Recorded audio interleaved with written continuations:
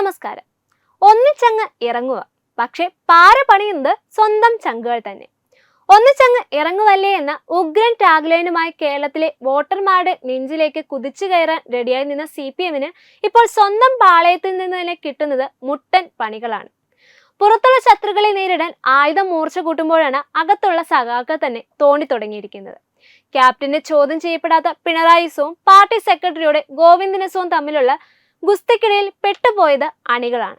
അച്ചടക്കത്തിന്റെ ഉരുക്കുകോട്ടയെന്ന് വീരവാദം മുഴക്കുന്ന കണ്ണൂരിൽ നിന്ന് തന്നെ വിമത സ്വരങ്ങൾ ഉയരുന്നത് കണ്ടാൽ തോന്നും ഇത്തവണ സഖാക്കൾക്കെതിരെ തന്നെ എന്നൊരു പുതിയ ലീഗ് തന്നെ തുടങ്ങിയിട്ടുണ്ടെന്ന്.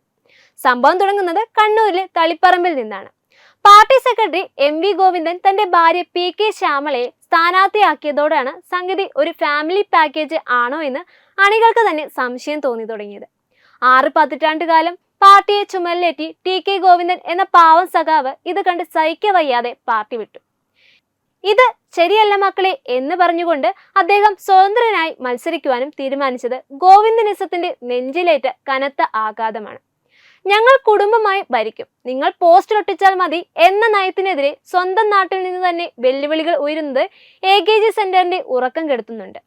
പഴയ കാലത്ത് VS അച്യുതാനന്ദനെ വശത്താക്കിയതുപോലെ എല്ലാവരെയും ഒതുക്കാമെന്ന് കരുതിയെങ്കിൽ നേതൃത്വത്തിന് തെറ്റി.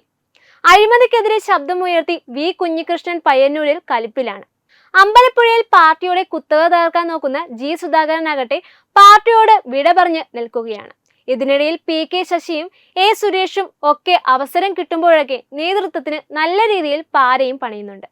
പഴയ വിമതരെ വെട്ടിനിരത്താൻ തന്ത്രം ഇത്തവണ ചെലവാകുന്നില്ലെന്ന് മാത്രമല്ല, വെട്ടാൻ വരുന്നവരുടെ കയ്യിൽ നിന്ന് വാൾ പിടിച്ചു വാങ്ങുന്ന അവസ്ഥയിലാണ് കാര്യങ്ങൾ.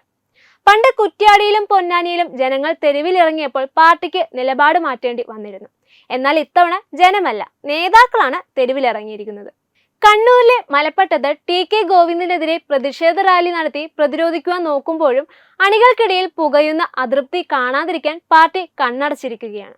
കണ്ണൂരിലെ വമ്പൻ സ്രാവുകളായ P ജയരാജനും EP ജയരാജനും പുലർത്തുന്ന ആ തന്ത്രപരമായ മൗനം ഒരു വലിയ സുനാമിക്ക് മുന്നോടിയാണോ എന്ന് പലരും സംശയിക്കുന്നുണ്ട്.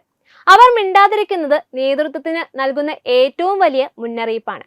കേരള ചരിത്രത്തിൽ ഒരു ഹാട്രിക് വിജയം എന്ന സ്വപ്നവുമായാണ് പിണറായി വിജയനും സംഘവും ഇറങ്ങിത്തിരിച്ചിരിക്കുന്നത്.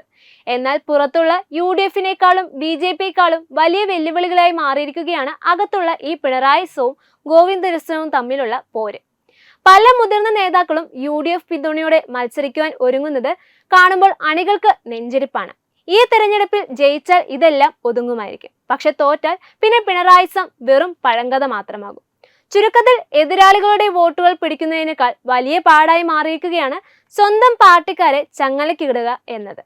ഒന്നിച്ച് ഇറങ്ങാൻ നോക്കുമ്പോൾ ഓരോരുത്തരും ഓരോ വഴിക്ക് പോകുന്നത് കാണുമ്പോൾ നേതൃത്വത്തിന് ഇപ്പോൾ ഒറ്റ ആഗ്രഹമേ ഉള്ളൂ, എങ്ങനെയെങ്കിലും ഈ തിരഞ്ഞെടുപ്പ് ഒന്ന് കഴിഞ്ഞു കിട്ടിയിരുന്നെങ്കിൽ എന്ന്. ന്യൂസ് ഡെസ്ക് തത്തുമൈ TV.